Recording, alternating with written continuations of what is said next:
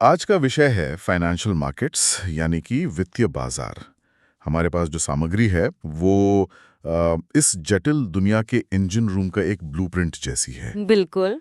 ये हमें बताएगी कि अर्थव्यवस्था में पैसा कैसे घूमता है, कंपनियां मतलब अपना कारोबार बढ़ाने के लिए पूंजी कहाँ से जुटाती हैं। और निवेश के रास्ते क्या-क्या हैं? हाँ, तो आज हमारा मिशन है इस इंजन रूम के पुर्जों को समझना। हम जानेंगे कि मनी मार्केट और कैपिटल मार्केट में क्या फर्क है, बॉन्ड्स की रंगीन दुनिया में गोता लगाएंगे। जिसमें मसाला बॉन्ड्स जैसी दिलचस्प चीजें भी हैं। बिल्कुल। और देखेंगे कि आईपीओ, म्यूचुअल फंड और ईटीएफ असल में काम कैसे करते हैं। तो चलिए इसे खोलकर देखते हैं।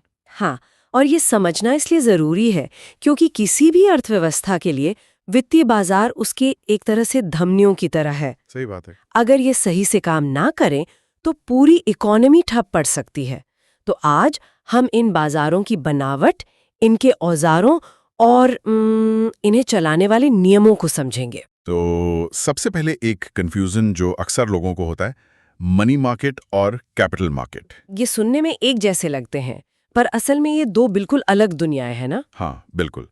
मैंने सुना है एक तरह से एक 100 मीटर की स्प्रिंट है और दूसरा एक मैराथन। ये बहुत अच्छा तरीका है इसे समझने का। मनी मार्केट यानी मुद्रा बाजार वो स्प्रिंट है। अच्छा। ये शॉर्ट टर्म यानी कम समय के उधार के लिए है। इसका मुख्य काम है कंपनियां और बैंकों के डे टू डे के खर्चों यानी मतलब वर्किंग कैपिटल की जरूरतों को पूरा करना। एग्जैक्टली हाँ, वर्किंग कैपिटल के लिए।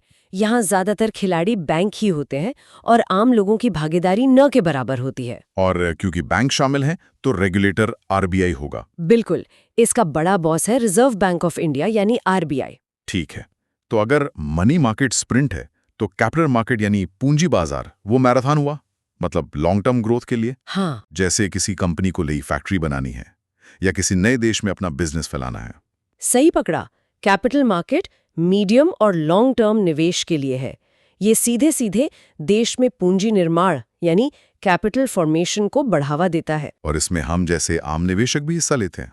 हाँ, इसमें बैंक, वित्तीय संस्थान और आप और हम जैसे आम निवेशक सब हिस्सा लेते हैं। और क्योंकि यहाँ आम निवेशकों का पैसा लगा होता है तो उनकी सुरक्षा के लिए रेगुलेटर भी बदल जाता है। हाँ, यहाँ का रेगुलेटर है सेबी यानी securities and exchange board of India. तो इस शॉर्ट टर्म वाली दुनिया यानी मनी मार्केट में पैसा इतनी तेजी से घूमता कैसे है? हमारे सोर्सेज में कुछ टूल्स का जिक्र है, कॉल मनी, कमर्शियल पेपर्स, ये सब क्या है? ये सभी टूल्स असल में एक ही काम करते हैं। ये पक्का करना कि पैसा एक दिन के लिए भी बेकार ना पड़ा रहे। ये इकोनॉमी की समझ लीजिए हाई स्पीड प्लम्बिंग की तरह है। हाई स्पीड प्लम्बिंग, अच्छा। जैसे कॉल मनी मार्केट, ये वो जगह है जहां एक बैंक जिसे अचानक कैश की जरूरत पड़ गई, वो दूसरे बैंक से उधार ले लेता है? हाँ, एक रात के लिए। अच्छा। ये बैंकों का अपना आपसी लेन देन का एक सिस्टम है। अच्छा, ये तो बैंकों की बात हुई, पर कंपनियों के लिए क्या विकल्प है? उनके लिए एक बहुत पॉपुलर टूल है कमर्शियल पेपर्स या सीपीज। ये एक तरह का शॉर्ट टर्म प्रोमिसरी नोट है जो बड़ी भरोसेमंद कंपनियां जारी करती हैं। इनकी अवधि कितनी होती है? 1 साल तक। एक मिनट, सोर्सेज में लिखा है कि ये अनसिक्योर्ड होते हैं, मतलब कोई गारंटी नहीं। ये तो बड़ा रिस्की लगता है। हाँ, और इसीलिए इन्हें जारी करने के लिए एक अच्छी क्रेडिट रेटिंग का होना बहुत जरूरी है। सिर्फ वही कंपनियां इन्हें जारी कर पाती हैं जिनकी साख अच्छी हो। Got it. इसके अलावा सर्टिफिकेट्स ऑफ डिपॉजिट्स सीडीज हैं जो बैंक जारी करते हैं, और कमर्शियल बिल जो दो बिजनेस के बीच उधार पर लेन देन के सबूत के तौर पर काम करते हैं। तो इन सब का मकसद एक ही है, शॉर्ट टर्म में पैसों का फ्लो बनाए रखना। बिल्कुल। ठीक है। तो मनी मार्केट दिन प्रतिदिन के कैश फ्लो को संभालता है, पर जैसा हमने कहा, जब किसी कंपनी को कुछ बड़ा करना हो तो उन्हें लॉन्ग टर्म पैसा चाहिए। यहीं पर कैपिटल मार्केट की एंट्री होती है। बिल्कुल।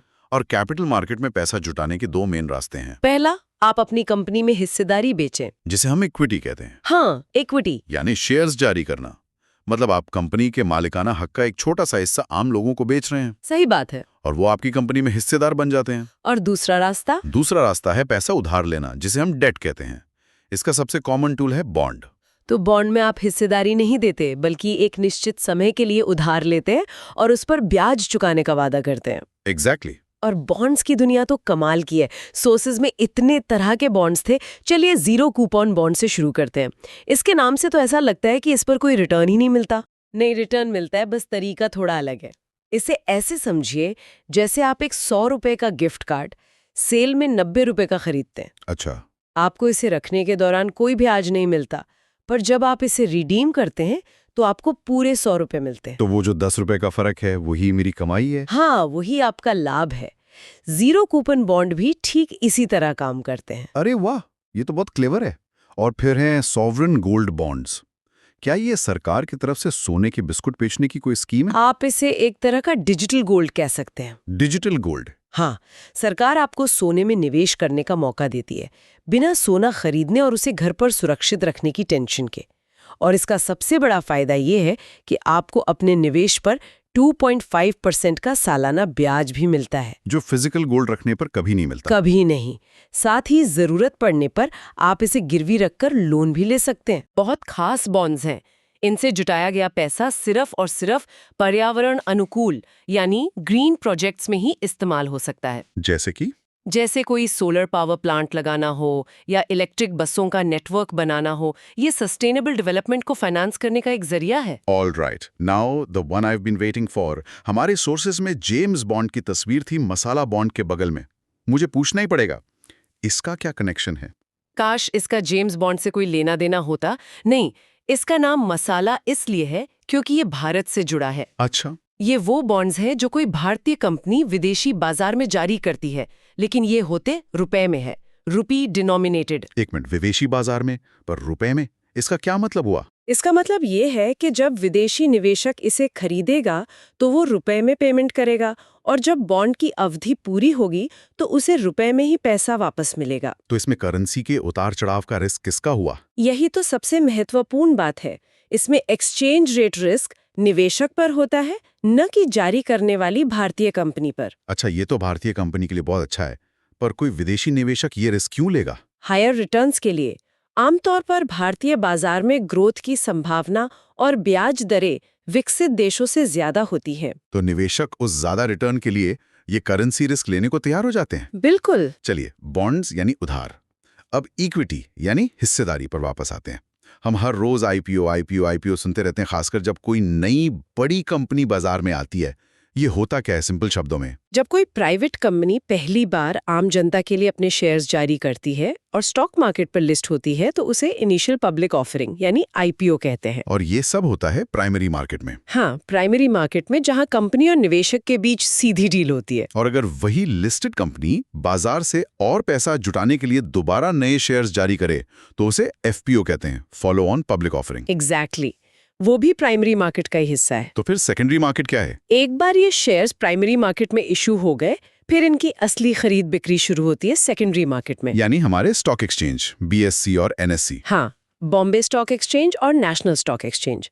यहाँ निवेशक आपस में ट्रेडिंग करते हैं, कंपनी सीधे तौर पर शामिल नहीं होती। और ये शेयर्स भी अलग अलग तरह के होते हैं, इक्विटी और प्रेफरेंस, इनमें क्या मुख्य फर्क है? हाँ, ये एक जरूरी अंतर है। इक्विटी शेयर धारक जो है वो कंपनी के असली मालिक होते हैं। उन्हें वोटिंग का अधिकार मिलता है। आप हाँ, उन्हें कंपनी के बड़े फैसलों में वोटिंग का अधिकार मिलता है, लेकिन उन्हें डिविडेंड यानी मुनाफे का हिस्सा तभी मिलेगा जब कंपनी अच्छा मुनाफा कमाएगी। और प्रेफरेंस शेयर्स? प्रेफरेंस शेयर धारकों को डिविडेंड देने में प्राथमिकता दी जाती है और उनका डिविडेंड भी अक्सर फिक्स्ड होता है, लेकिन उन्हें वोटिंग का अधिकार नहीं मिलता। आमतौर पर नहीं। हाँ, तो एक तरह से एक आपको पावर देता है और दूसरा आपको पेमेंट में प्रायोरिटी। सोर्सेज में कुछ और टर्म्स थे जो अक्सर बिजनेस न्यूज की हेडलाइंस में रहते हैं। ईसीबी, पी नोट्स और क्रेडिट रेटिंग। ये थोड़े टेक्निकल हैं, इन्हें क्विकली डिमिस्टिफाई करते हैं। जरूर। ईसीबी का मतलब है एक्सटर्नल कमर्शियल बोरोइंग। सीधी भाषा में, जब कोई भारतीय कंपनी विदेश से डॉलर या किसी और करेंसी में लोन लेती है। इसका फायदा क्या है? फायदा ये है कि अक्सर विदेशी ब्याज दरें भारत से कम होती हैं, लेकिन रिस्क ये है कि अगर रुपया डॉलर के मुकाबले कमजोर हो गया तो लोन चुकाने की लागत बढ़ जाती है। और पी नोट्स, इनकी रेप्यूटेशन हमेशा थोड़ी रहस्यमयी, लगभग कंट्रोवर्शियल रही है। ऐसा क्यों? पार्टिसिपेटरी नोट्स या पी नोट्स असल में वो एक तरह का शॉर्टकट थे। इनके जरिए विदेशी निवेशक बिना सेबी के पास सीधी रजिस्टर किए भारतीय बाजार में पैसा लगा सकते थे। अच्छा, किसी और के जरिए? हाँ, किसी रजिस्टर्ड संस्था के जरिए। पहले इन पे नियम उतने सख्त नहीं थे, इसलिए इनके गलत इस्तेमाल की चिंता रहती थी। अब नियम बहुत कड़े कर दिए गए हैं। और आखिर में क्रेडिट रेटिंग। हम सुनते हैं कि मूडीज ने भारत की रेटिंग बदल दी या S&P ने ये कहा। क्या ये हमारे सिबिल स्कोर जैसा ही है, पर देशों और कंपनियों के लिए? Perfect analogy. ये बिल्कुल वैसा ही है। जैसे आपका सिबिल स्कोर बताता है कि आपको लोन देना कितना सेफ है, वैसे ही ये एजेंसियां बताती हैं कि किसी कंपनी या देश को उधार देना कितना सुरक्षित है। बिल्कुल। ट्रिपल ए रेटिंग मतलब सुपर सेफ, और BBB या BA3 जो भारत की रेटिंग है, वो सबसे निचली इन्वेस्टमेंट ग्रेड रेटिंग मानी जाती है। ओके, ये सब एक आम इंसान के लिए तो बहुत कॉम्प्लिकेटेड हो सकता है। सीधे स्टॉक्स या बॉन्ड्स में पैसा लगाना सबके बस की बात नहीं। शायद यहीं पर म्यूचुअल फंड और ETF की एंट्री होती है। बिल्कुल, ये निवेश को आसान बनाने के लिए ही बने हैं। म्यूचुअल फंड को आप एक बड़ी बास्केट की तरह समझ सकते हैं। जिसमें बहुत सारा सामान है। हाँ, जिसमें एक प्रोफेशनल फंड मैनेजर बहुत सारे निवेशकों से पैसा इकट्ठा करके उसे अलग-अलग स्टॉक्स और बॉन्ड्स में लगाता है। आपको रिसर्च करने की जरूरत नहीं। तो फिर ETF इससे अलग कैसे है?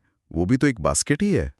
तो वो भी एक बास्केट ही, पर ETF एक स्टॉक की तरह स्टॉक एक्सचेंज पर ट्रेड होता है। अच्छा, इसका मतलब है कि आप उसे बाजार के समय में कभी भी खरीद बेच सकते हैं और उसकी कीमत रियल टाइम में ऊपर नीचे होती रहती है। जबकि म्यूचुअल फंड की कीमत दिन में सिर्फ एक बार तय होती है। हाँ, बाजार बंद होने के बाद, जिसे नेट एसेट वैल्यू कहते हैं। सोर्सेज में कुछ सरकारी ETFs का भी जिक्र था, जैसे CPSC ETF और भारत बाइस ETF।